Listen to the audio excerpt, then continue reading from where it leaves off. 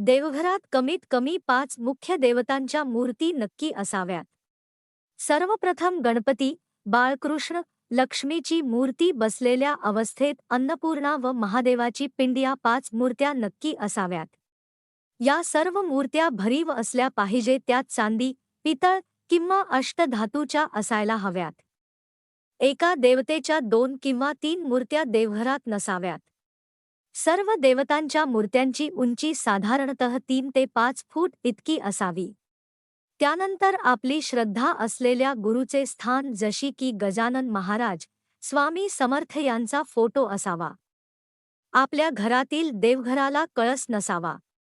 देवघरातील देवांची मांडणी ही आपल्या उजव्या हातापासून करावी. जशी की सर्वप्रथम गणपती, त्यानंतर बाळकृष्ण, अन्नपूर्णा माता व महादेवाची पिंड व आपली कुलदेवीचा व कुलदेवतेचा फोटो किंवा मूर्ती असायला पाहिजे. देवघरांमध्येच देवघराच्या ईशान्य बाजूला कलश स्थापन करावा.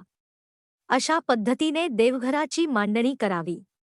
श्रीयंत्र म्हणजे काय व श्रीयंत्राची देवघरात स्थापना कशी करायची, तर श्रीयंत्र म्हणजे लक्ष्मी देवीचा आत्मा आहे असे सांगतात की या यंत्रात लक्ष्मी देवीचा वास असतो. त्याच कारणामुळे घरात श्रीयंत्राची स्थापना करून पूजा केल्याने घरात आनंदी वातावरण राहील व आपल्या घरावर आणि घरातील सदस्यांवर लक्ष्मी देवीची कृपा सदैव राहील.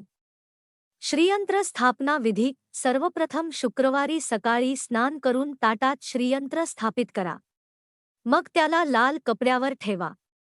श्रीयंत्राला पंचामृत म्हणजे दूध, घी, मध, तूप आणि साखर मिसळू अभिषेक केल्यानंतर गंगेच्या पाण्याने शुद्ध करा. आता यंत्राची पूजा करण्यासाठी चंदन, लाल फुले, अबीर, मेहंदी, अक्षता अर्पण करा. त्यानंतर महालक्ष्मीचा एक माळ मंत्र ओम श्री ओम महालक्ष्मी नमः जप करावा. त्यानंतर धूप दीप नैवेद्य दाखवून देवीची आरती करावी. त्यानंतर दररोज श्री सूक्त 3 किंवा 11 वेळा वाचावे. शक्य नसल्यास मंगळवारी किंवा शुक्रवारी वाचावे.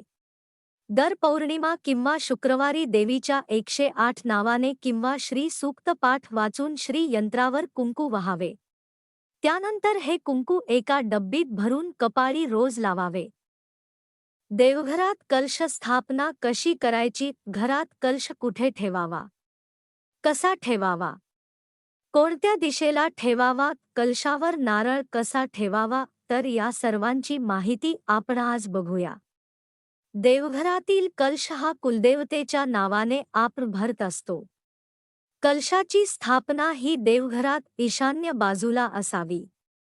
कलश भरताना सर्वप्रथम एक पाण्याने भरलेला तांब्या घेऊन त्यामध्ये 1 सुपारी, 1 रुपयाचे नाणे, कुठलेही 1 फूल, अक्षदा, हळदी कुंकू पाण्यामध्ये टाका. त्यानंतर त्यात 5 विड्याची पाने किंवा आंब्याची पाने लावा. त्यानंतर नारळाचे तोंड वरच्या दिशेने होईल अशा पद्धतीने ठेवा. त्यानंतर त्या तांब्यावर हळदीकुंकाने 5 बोटे ओढा व स्वस्तिक काढा. त्यानंतर देवघरात ईशान्य बाजूला खाली थोडे तांदूळ ठेवून त्यावर हा कलश ठेवा. या कलशातील पाणी मंगळवार किंवा शुक्रवार यापैकी कुठलाही एक वार ठरवून पाणी बदलावे. जर कलशातील नारळाला तडा गेला किंवा नारळ खराब झाला तर तो बदलून दुसरा नारळ ठेवावा व पूर्वीचा नारळ हा वाहत्या पाण्यात सोडावा. अशा पद्धतीने आपल्या घरात कुलदेवतेचा आशीर्वाद राहण्यासाठी कलश स्थापन करावा.